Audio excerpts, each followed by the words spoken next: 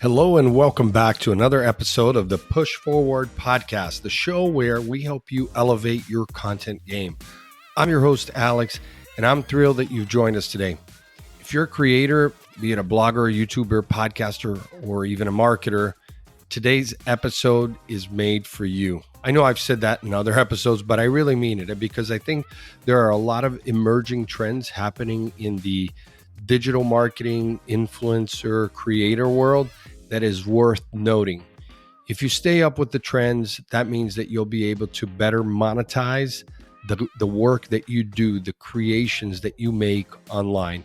And if you are behind on the trends, sometimes you will notice that your followers will leave you and they will find someone else who can cater to them. After all, if you're a creator or an influencer, you're more than just a marketer. You're more than just someone promoting a brand, a product, or a service. In essence, you are performing and you are an entertainer, right? So it's important that you understand what's working and what doesn't work. And sometimes for most creators and influencers, it's been my experience as a digital marketer that it's hard for you to keep up with the trends, the different things and algorithms that Instagram or Facebook or Google, YouTube, TikTok, they're constantly changing. You have hundreds and hundreds of tech developers and marketing people that are all the time changing the way things work. They're upgrading the features, they're upgrading security, they're looking at user experience, and all the while you are sitting on rented space, right? Because we have to acknowledge that. We get these great tools, some that I just mentioned. We get these great social media platforms and websites that we can use as entrepreneurs.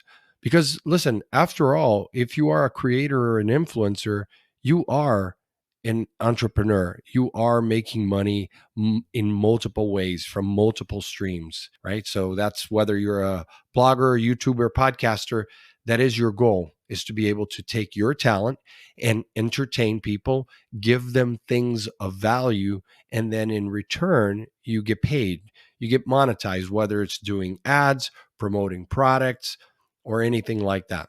So I want to just explore a few themes that's going on right now with this emerging trend, which is the question of influencer versus creator. What is the big difference between an influencer and a creator? And this has been an ongoing conversation in the digital marketing world and in the advertising world. If you read Ad Age, if you read Inc. magazine, Business Insider, there's a lot of great media publications out there that have been trying to answer that question. What is the difference between influencer and creator? And it really depends on who you talk to. And some will even say that the influencer title or economy is dead. I don't think it's dead. The difference, the main difference is still today and has always been that influencers act more like promoters, and you feel it feels more like advertising, which there's nothing wrong with advertising. Advertising is great. Whether you're Nike or Apple or any other product out there, when you put out an ad, you want to both entertain the audience, that is your ideal customer profile, but you also want to sell or promote your product. And you try to do it in a way that the ad doesn't feel salesy, right? So good ads do that. They tell a story, they evoke emotions, and then you naturally want to go to the website and buy the product and have that affinity. So that's influencer. Whereas with creators, it's more of a marketing strategy and it's very in depth with the brand.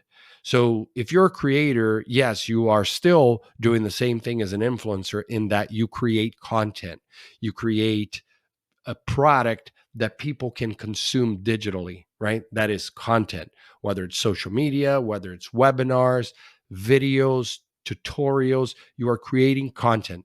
But the difference with creators is that the brands, they take a backseat with the content creation and they really allow the creators to think outside the box and fuse their talent in with the brand so that their users, their audience will be more than likely to absorb that information, right? The promotion in a way that doesn't feel salesy.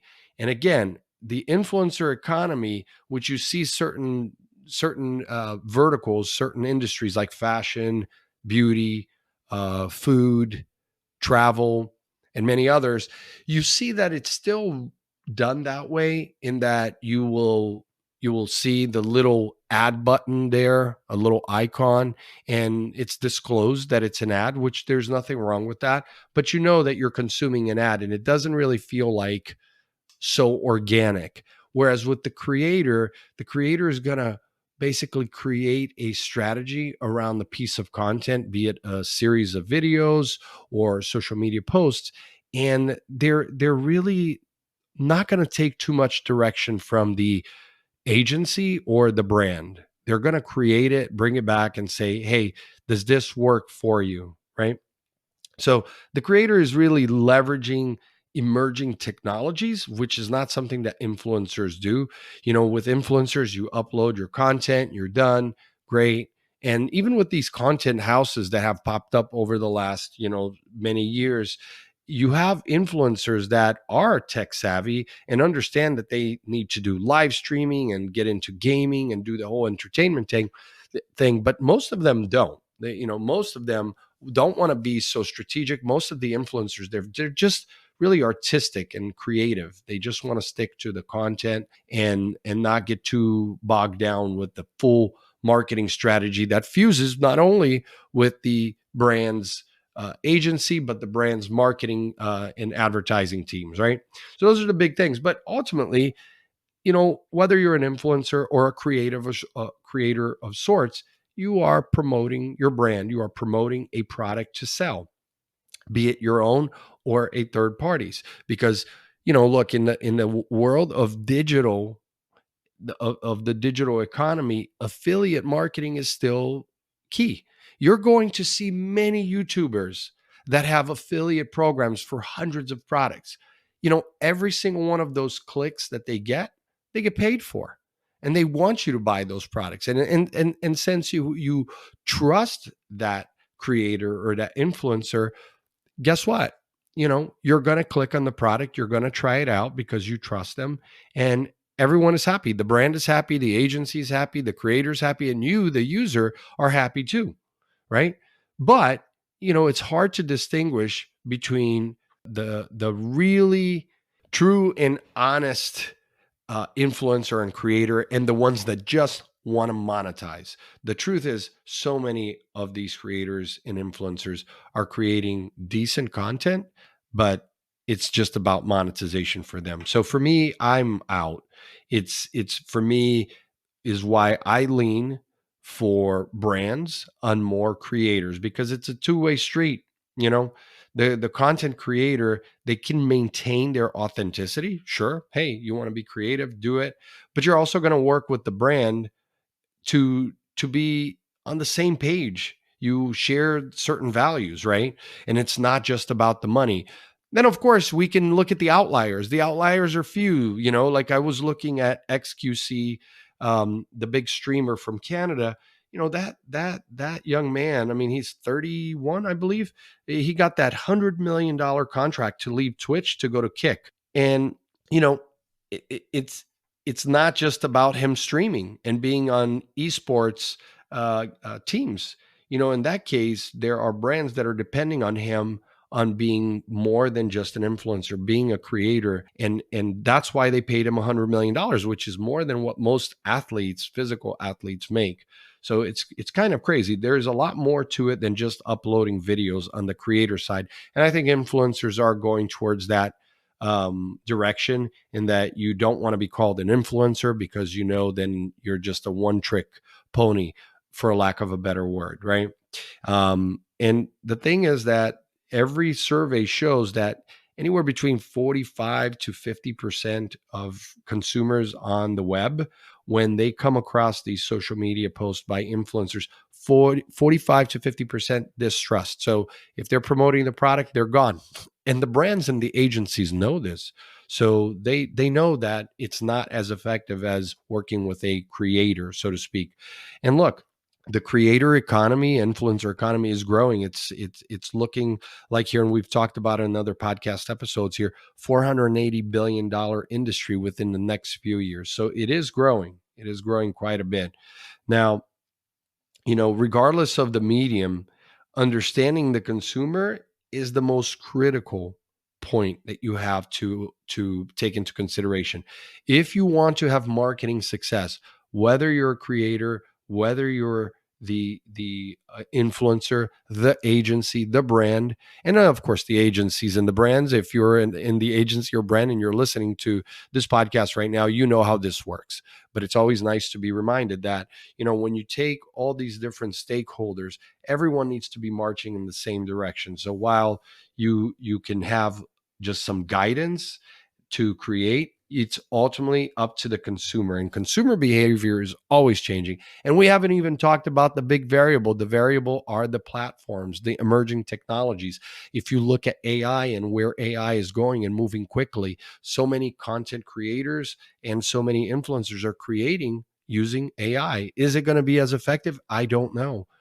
We don't know whether that be a podcast, a YouTube series, a blog. We don't know. But ultimately, I think what we all have to be careful with, not only on the marketing side of it, that is the creators, the influencers, the ad agencies, the brands, but also the consumer. If you're a consumer listening to this podcast right now, you have to understand that you're either in one lane or the other. You're either a consumer of information or you're a creator of information. So you have to take it with a grain of salt, because some creators and influencers out there have marching orders from the brand. And so I think that things are changing very quickly, and it's becoming more and more competitive, and brands know this. So I think that it is a good thing overall for consumers. It is a good thing overall for the users, the end users of these apps who come across these different posts, right? Because it's going to take more work for influencers and content creators to convince and compel the average user to say, hey, I'm going to give a consideration to this product, and thank you for the coupon. I understand you're getting paid. The brand is happy. I'm happy. And that's that. So I think overall, these things are good. The conversations about influencer versus creator, but ultimately it's a business for everyone. It's a business for everyone. And so we have to look at what the consumer is how they're thinking, how they're behaving, and get the feedback, right? Because the big deals that we hear about, like XQC and others, they are outliers. They're few and far between. The most creators and influencers are not making boatloads of money as they did 5-10 years ago. Things have changed, which is why you have to almost create your own brand and be able to create value for your audience. So that's kind of where we're at. But no, influencer is not dead. It is just changing, and it is emerging more towards the creator economy. Well, there you have it. That was a quick, thorough primer on the difference between influencer and creators. If you have found this episode useful, don't forget to subscribe and leave us a review.